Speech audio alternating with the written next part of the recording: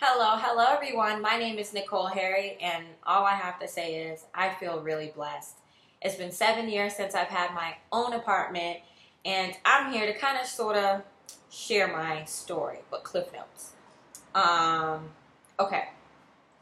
All right. So in 2007, I graduated from college, and I got my bachelor's in interior design.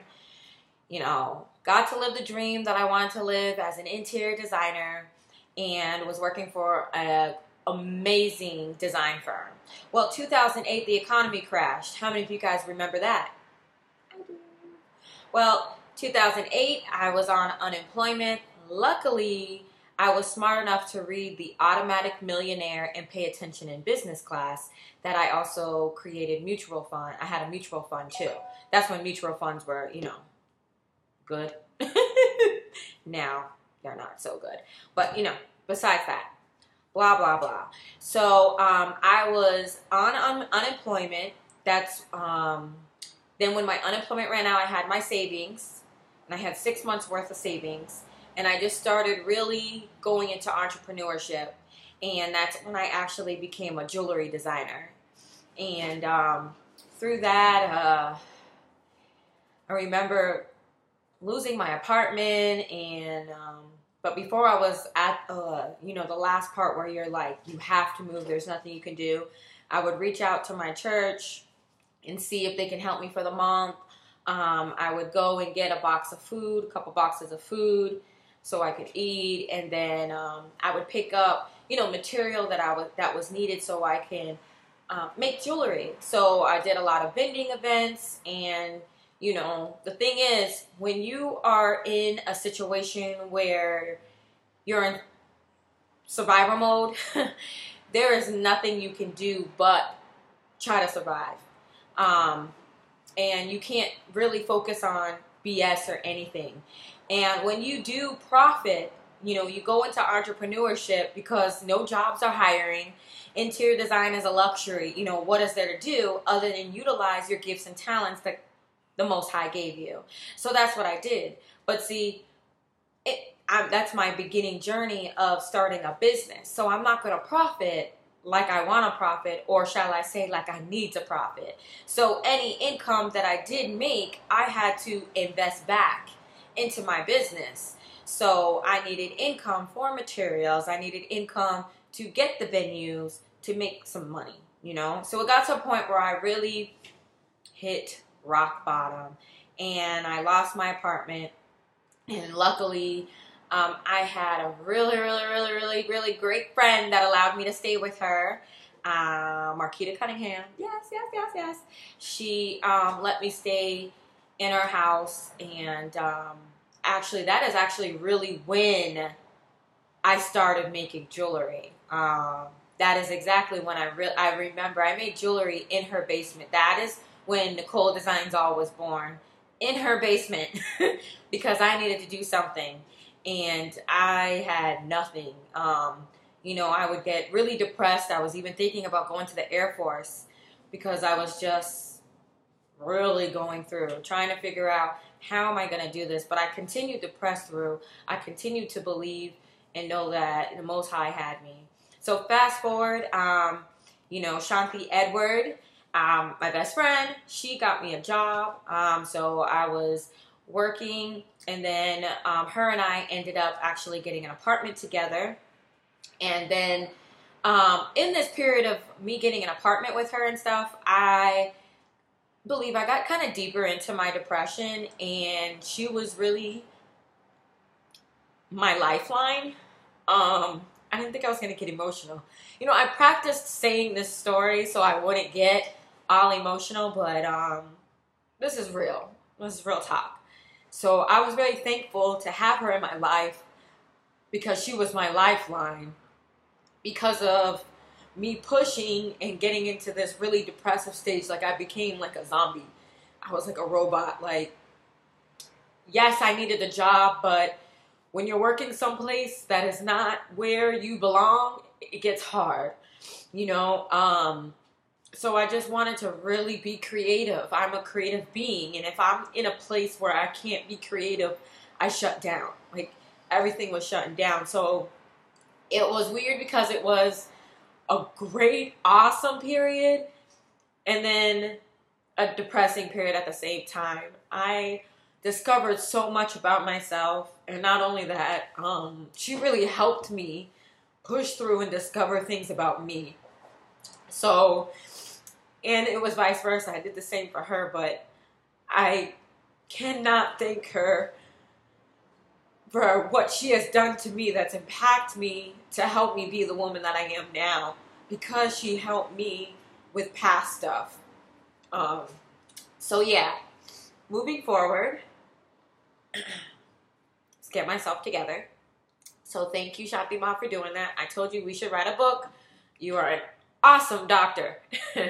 So, all right. So then it got to a point where I was like, you know what? I'm leaving Chicago. Deuces, goodbye, Chicago. I thought you were going to give me what I need, but you can't. So I'm going to D.C. So I'm thinking I'm moving to D.C., packed our stuff. My best friend and I were hitting the road. We sublet a place, and I'm at my last event before we're about to leave over the weekend. And I did a church event, and it was a woman in warfare event. And before I'm packing my stuff, you know, getting ready to go, and this one young woman comes up to me and says, I know I don't know you, and I was supposed to tell you before, but I need to tell you now. And I'm like looking at her, she's like, you know, you're not supposed to go. God told me to tell you you can't go. Before my mouth, the words could come out of, before it could come out what I really wanted to say, my spirit caught that, and I literally just broke down into tears. Even me saying that right now, I can't believe that happened, because really it was like, why would I? My spirit caught that. It was nothing but God. It's something I can't even explain. But I was told not to go, so I didn't know what to do other than obey. So I got to a point where I'm driving home. Luckily, Shanti was at a friend's house for the weekend, and I had to sit alone with God and be like, okay, what are you trying to tell me? Because this is crazy right now. And I remember pulling over on the expressway, and I had to call my prayer partner, Alana Bell. Thank you, honey. Kisses. And I had to have her pray with me. I didn't want a lot of people involved, and we prayed about it, and I just kind of basically stayed and at home and started thinking, you know, talking to God, like, what am I supposed to do? So then I ended up going to church. More confirmation about what I'm supposed to do. So crazy. It's so crazy how it all worked out. But you know your Most High, how He does things. It doesn't make sense, but then it makes sense. So long story short, I ended up staying. And it was scary telling my best friend, because I knew that it was something I couldn't explain, and we were leaving. So imagine you're waking up and your best friend and her cute little voice is saying, wakey, wakey, it's time to go. And she's all excited to go. And you're like, OMG, I don't know what's going on with my life, but I need to obey.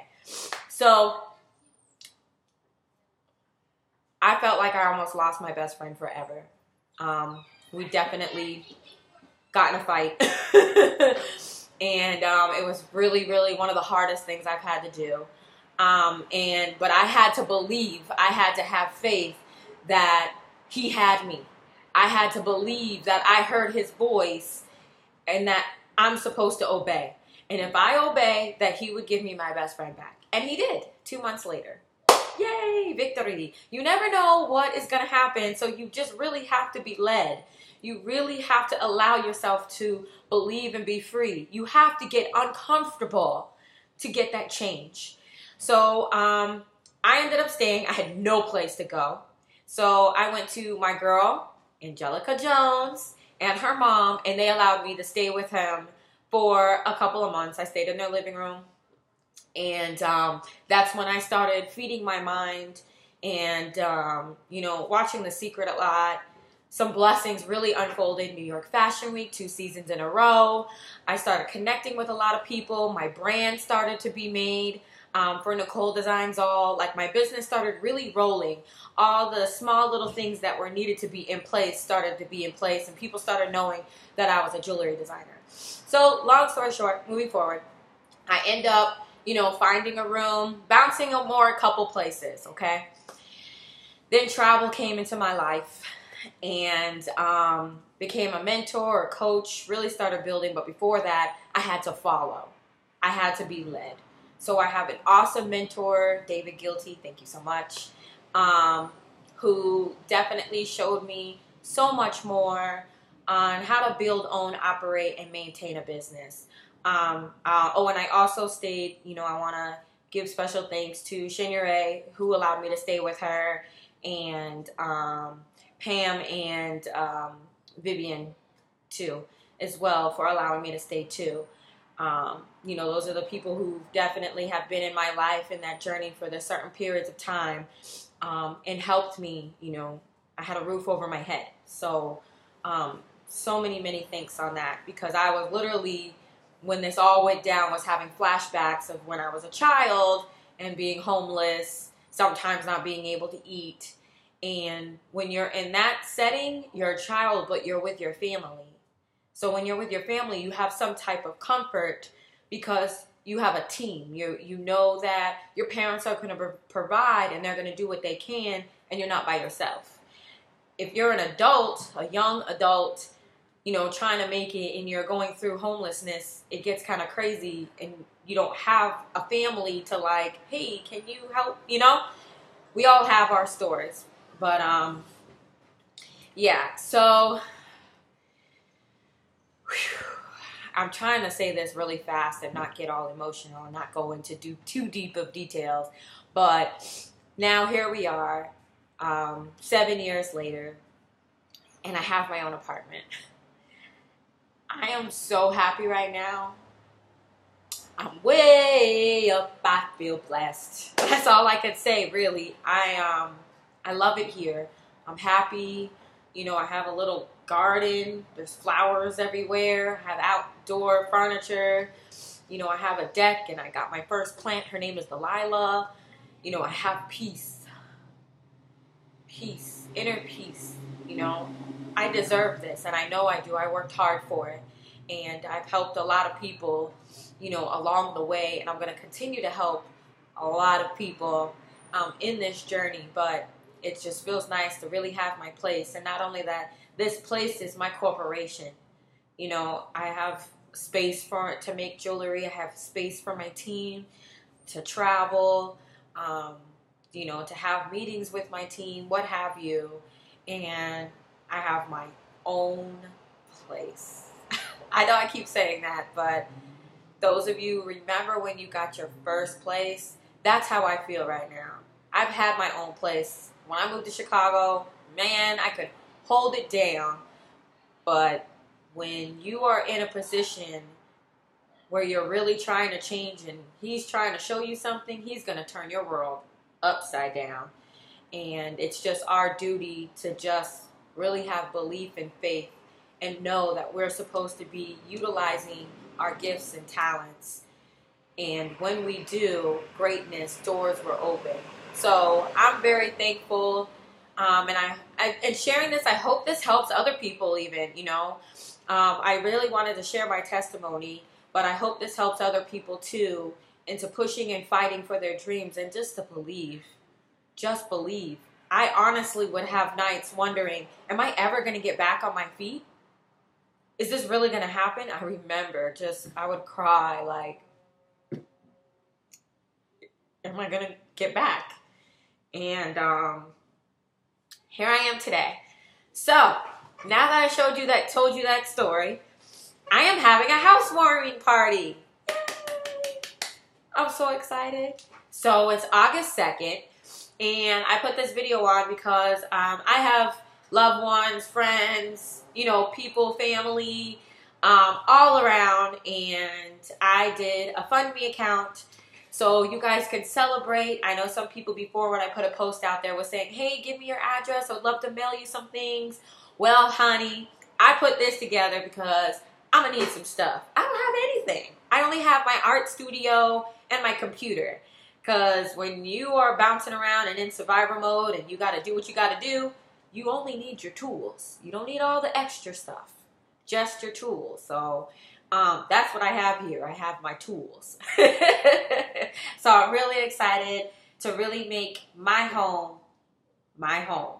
So thank you so much for hearing my story, and thank you so much for blessing me and helping me in this journey as I go and design my space. I get back into my interior design skills, which I'm really excited about. So thank you so very much. Many blessings. And remember, fight for your dreams and do whatever it takes. Get uncomfortable. This is Nicole Harry. Thank you so much. You can find me on Facebook. You can look me up. My business, NicoleDesignSall.com, if you ever want to check it out. And take care.